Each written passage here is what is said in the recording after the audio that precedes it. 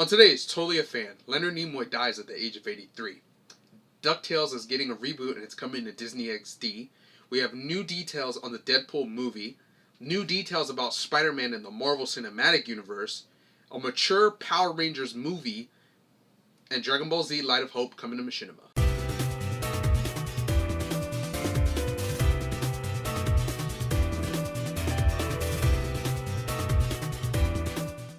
What's up, everybody? Welcome to Totally a Fan, the show where I, a total fan, come to you and I bring you news in movies, video games, TV, comic books, everything involved with the world of fandom, and I bring that information to you. Before I get started, I want to apologize. I've been kind of absent for the last 2 weeks, unfortunately, due to a kind of crazy, hectic work schedule. It's been taking a toll on me, and unfortunately, haven't been able to produce the content that I've been wanting to. I kind of backed up on a couple episodes, and I'm very sorry about that, as you guys are very important. I want to make sure that I'm bringing you guys with new content, with the news, making sure I'm keeping you guys up to date, and I really haven't been doing that over the last couple episodes, and again, I apologize, but hopefully, I'm going to do the best that I can, and hopefully I can keep this ball rolling and stay on track of everything. It's the issues with the day job and then doing Totally a Fan. I'm pretty sure other people who are getting started are having a similar issue, so I'm doing the best that I can, and obviously I'm doing it for you guys. Again, I want to make sure that you guys are up to date on news. But we still post everything online at TotallyAFan.com, so even if I don't get to do an episode, we are still giving you guys news. I just like to do the show. I feel it's a little bit more personable. So again, I'm sorry guys, but I'm trying to stay on it for you guys, I promise. Mr. Leonard Nimoy, also known as Spock, has died at the age of 83. He was suffering from COPD, chronic obstructive pulmonary disease, and he was having a lot of chest pains and things like that, and was taken into UCLA Medical Center for treatment and things like that, and apparently was eventually released. Now, prior to his passing, his final tweet reads, "A life is like a garden. Perfect moments can be had, but not preserved, except in memory. Live long and prosper." He has been in several mediums. He's been obviously in the Star Trek universe in the original show. He appeared in the 2009 remakes and Into Darkness. And then the first, I guess, original Star Trek series also had, I think, like six to nine movies. I know they have a lot. So he's appeared in all those, as well as other movies, and I believe he was also in a TV show separate from the Star Trek universe. He's known to many nerds because of Mr. Spock. It was not only a role that was super big, but it's a very important role as well, as it's the best friend of the captain.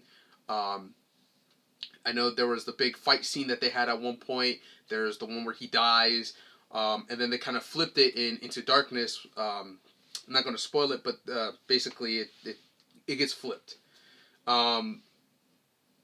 So it's kind of hard for a lot of fans, because we don't like losing these people. But I believe that he's lived a long, great life. He's got to do a lot of really cool things, which is really cool. So, to you, sir, we give our hat tips to you.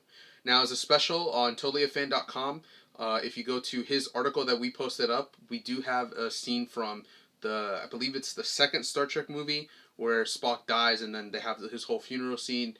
So as a kind of memory, as a kind of tribute, we posted that up on the article. It's very sad to know that it's not just the character, but it's the actor too.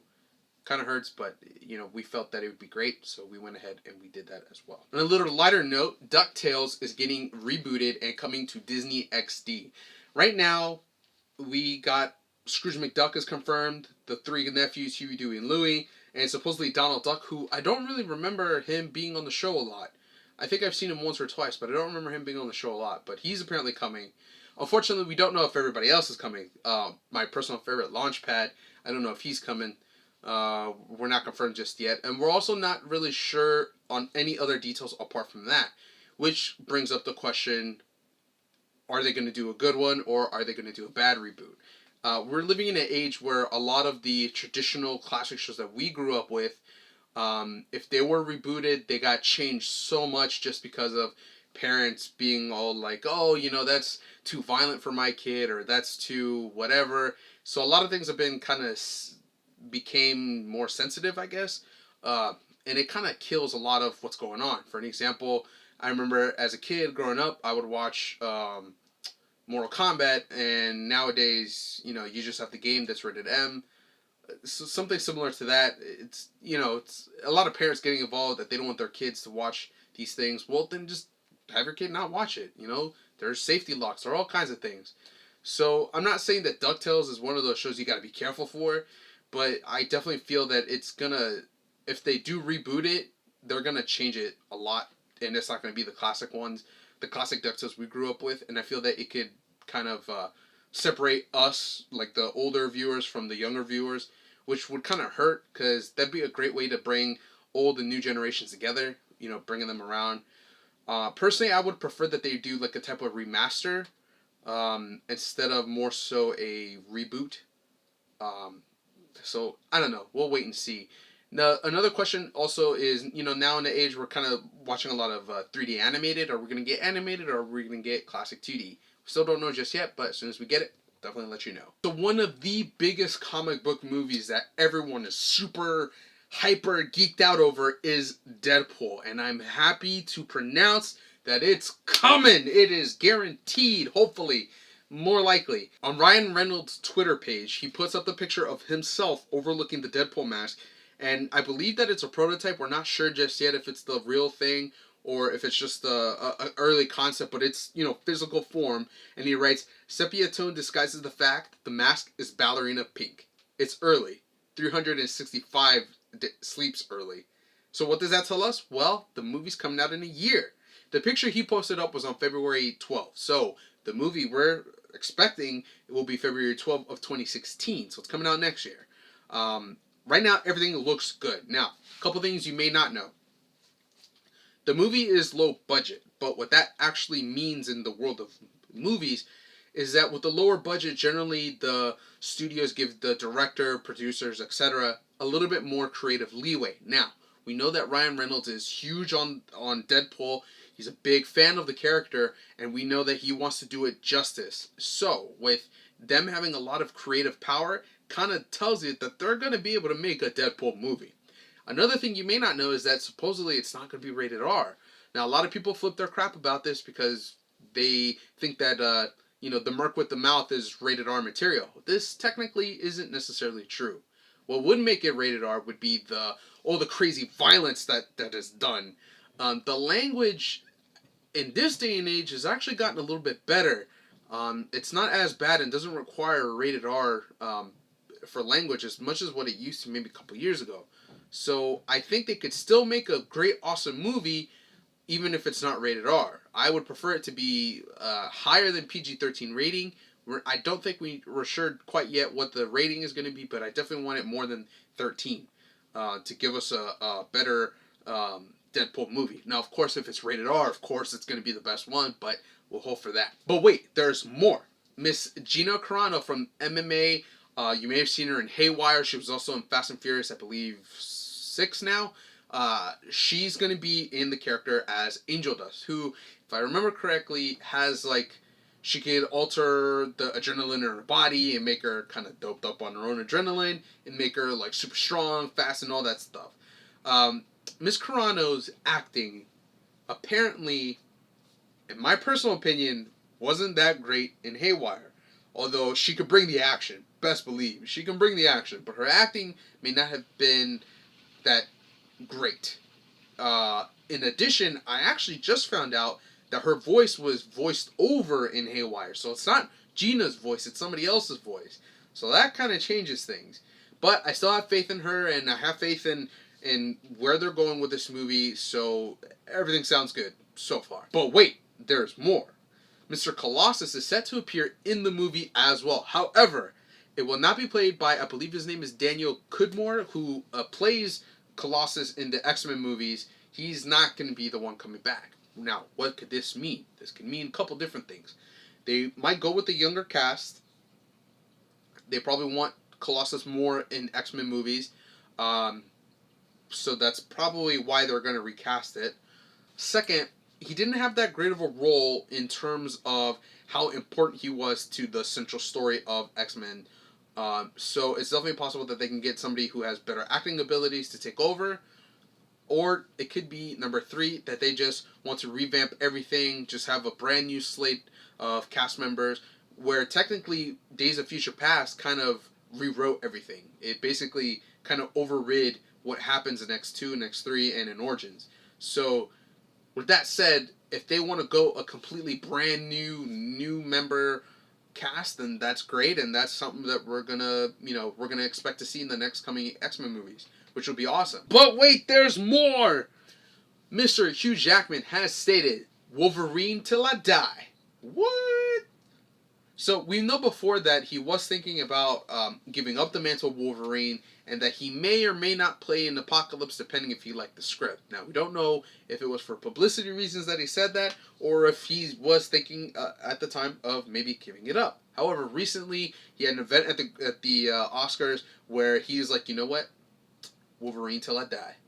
So we have Hugh Jackman forever until he gets old. Then we'll have Old Man Logan, and then we'll see where we go from there. But I'm super excited because Hugh Jackman is one of those people who really pushes their character. He really loves his character, and he definitely does what he can. You know, you don't get that too many times. Sometimes you see actors who will take a role just for the money. Other times, like Hugh, you'll see they'll take the actor because they really love the character, and they'll push it to its limits and even beyond. So I'm super excited about that news. Only greatness will come out of it. We originally got the article from Screen Rant, but they have reported that the Deadpool movie will in fact be a part of the X-Men First Class universe. And it's actually going to be the first of 3 movies that are set to come out in 2016. So we're going to get Deadpool on February 12th, Gambit, we're going to get his movie with Channing Tatum, and then X-Men Apocalypse is supposed to round out the year. So super awesome that we're getting those 3 in the same year. And again, it's all going to be central. It's all going to be part of that universe, and I'm just excited. Awesome. We have new details on the Spider-Man universe and what's going on. So it has been official reported. Spider-Man will join the Marvel Cinematic Universe, and in fact will make his first movie debut in an upcoming Marvel movie, and then he's set to make his own Spider-Man movie, I believe, later down the line. Now, a lot of fans are speculating that it's going to be in Civil War. This has not yet been confirmed, but please understand that that's the first movie coming up. More than likely, he's going to be in it. Okay? Again, it's not confirmed, but based on everything we've been hearing, that supposedly they were going to have Oscorp in the Avengers, they were going to have the Avengers Tower in Spider-Man. It's pretty safe to assume that this has been a plan for a really long time, so it's very, very, very likely that he's going to be in Civil War, but because they haven't officially announced it, they could throw a curveball at us and he might end up in Ant-Man or Age of Ultron. Very unlikely, but it is possible. In addition, apparently Mr. Andrew Garfield was in talks to bring back to continue on as Peter Parker, but because Marvel kind of wants to basically set a new world, they decided to let him go, and they're going to pick somebody new. This is what you guys really have to pay attention to, because a lot of people don't seem to understand. Sony is contracting Spider-Man out to Marvel, but Sony has all the rights, all the distribution, they're in charge of everything for Spider-Man himself. But they're basically going to give out Spider-Man to Marvel. In exchange, because they're having issues with their franchise, with the Amazing Spider-Man franchise, as well as other Sony problems, what they're doing is they're bringing on key members of Marvel, the cinematic universe, not heroes per se, but the people behind the scenes. They're going to bring key players into Sony to work on the Spider-Man movies for Sony. So basically, it's like, I ask you to help me with the movie. In exchange, I'll give you a character that you created, so that you can use him in your movies. Basically. So again, it's not 100% Marvel has Spider-Man back, but might as well be. Spider-Man is set to be released in July 27th, 2017 is his own movie. And what this ends up doing is pushing back a couple other MCU movies as well. Everything coming after Thor is supposed to be set, I think it's 4 or 5 months back, a little bit later. It's still within the same kind of timeline that they try to aim for in terms of spacing. but it's just going to be pushed back a little bit, and then Spider-Man is going to be nudged into where Thor would have been.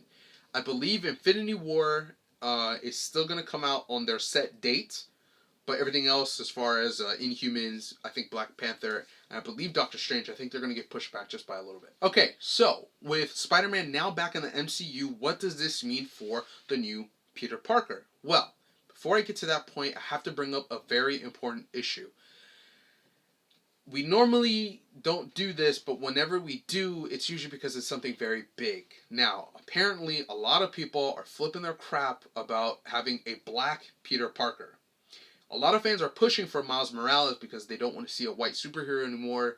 And with them pushing Miles Morales, it's definitely possible we could get Miles on the screen, but I don't think it's going to happen anytime soon. But apart from that, there are lots of talks of having a black Peter Parker instead of a white Peter Parker. Personally, I don't care. As long as he's somewhat tall, very lanky, skinny, nerd, black, white, Asian, I don't care. It's Peter. You know, Peter isn't determined by his skin color. He's determined by his character, his personality, what he does to overcome the situations that are brought on him. It doesn't matter if he's Latino or black or white or Asian. It doesn't matter. And it kind of angers me that a lot of people are still crying about things like this. Like, we just had an argument about black Johnny Storm in the Fantastic Four, but Michael B. Jordan is a great actor. So why would it matter? Now, unfortunately, we set up our picks for our top 5 on TotallyAFan.com, but we didn't quite, the arguments of a black Peter Parker weren't brought up yet, so our list is primarily white guys, but we can definitely take a look at it again and definitely move, actors around. But in honesty, it doesn't matter what skin color he is. We just want a good Peter Parker. Again, my preferences are skinnier, lanky, somewhat tall, doesn't have to be 6'4", and nerdy. That's all I really want in terms of how the actor looks. Marvel is looking at 2 actors that actually made our top 5 list on TotallyFan.com. The first being Mr. Dylan O'Brien, who was in Teen Wolf and was also in The Maze Runner. His role in Teen Wolf, I want to see something similar to that. He has these weird jerking motions. He's kind of nerdy-ish on the show, I guess you could say. Not really. But the character he plays in Teen Wolf, as opposed to Maze Runner, I think would be perfect. I think it would be perfect for the role of Peter Parker. Number 2 is Mr. Logan Lerman, who was in the Percy Jackson movies. He was originally my number 1 until I saw that they were looking at Dylan O'Brien. Then when I saw that, I was like, nope.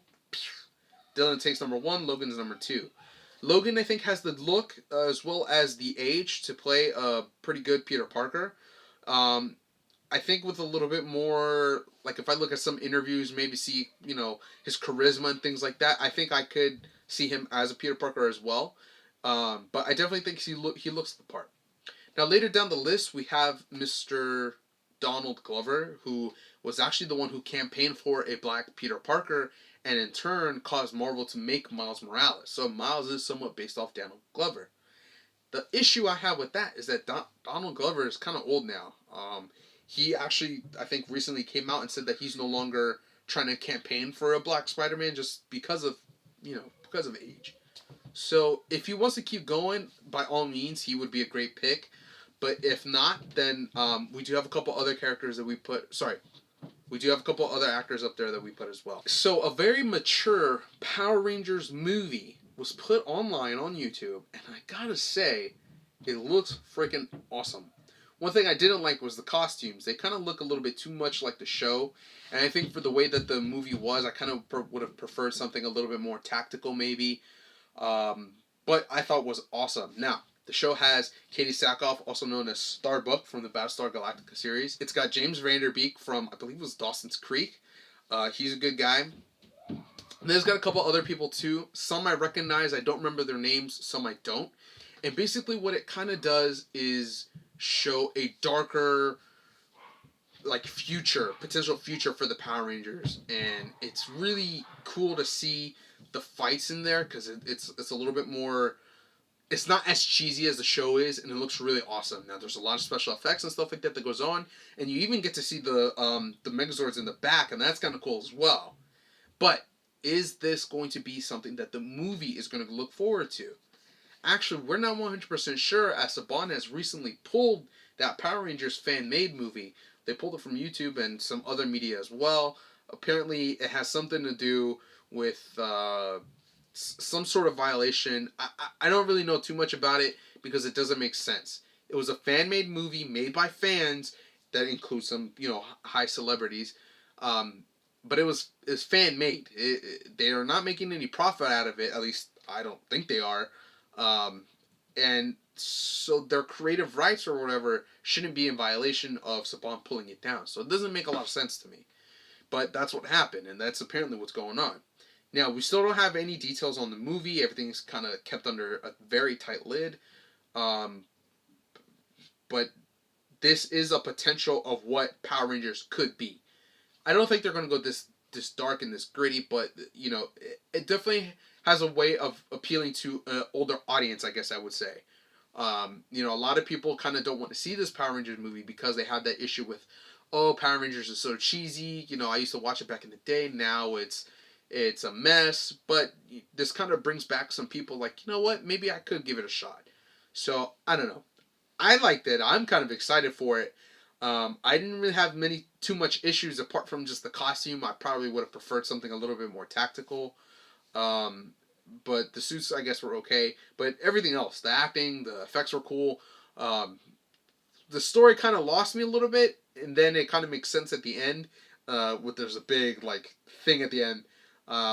But I liked it, and if this is a potential of where Power Rangers the movie is going to go towards, and I don't think it'd be a bad one. Dragon Ball Z Light of Hope was coming out on YouTube. It came out from Machinima, who they've been a really awesome company who pushed forward the Mortal Kombat Legacy, the Street Fighter Assassin's Fist. They've been known to do some of these fan shows. They've done a really awesome job. And Dragon Ball Z Light of Hope is another product that is freaking awesome. I think the first episode was just released, I want to say yesterday, maybe the day before. And it's basically the story of Trunks and Gohan. And it's kind of the Android saga. That's where it looks like it's starting off. And I don't think it has anything to do with that crap movie that came out several years ago. I think it's something a little bit closer to the anime or manga. It's something a little bit more central to that. And it looks phenomenal. Again, right now they're just on their first episode. But this is something that kind of brought me to realize that when fans make these products, it comes out great. So why can't Hollywood make something fan related like this? Obviously this tracks a lot of people's attentions, yet they still come out when they do their reboots or their remakes or their adaptations. They always have to give that Hollywood edge, and clearly that's not... The fans could do a better job, clearly, So this actually brings up the question I want to ask you guys. Apart from any show you guys used to watch as a kid or even movie, if a fan group as dedicated as the guys who did Street Fighter, Mortal Kombat, and Dragon Ball Z, what thing or what show would you guys like to see? Definitely go ahead and post that stuff down below. Now, there's a lot other details about the show. We don't know too much just yet, but definitely with any more information, we always give it to you guys. That's 100%. Alright guys, so that's the show for today. Again, I want to apologize everybody for the lack of being able to get these shows out sooner. It's just schedules at work has been really hectic, but I'm definitely trying my best, and I definitely want to make sure that I bring out this content for you guys. But if there's any time that you guys have any questions, comments, or concerns, definitely feel free to reach out to us. You can mail it, book it, tweet it, let us know, or you guys can post it down below. We'll definitely do our best to try to reach out to you guys as soon as possible. So that's it for the show. Us here at TotallyAFan, we want to thank everybody for being a part of it with us, and we'll see you guys next time. But until then, see ya.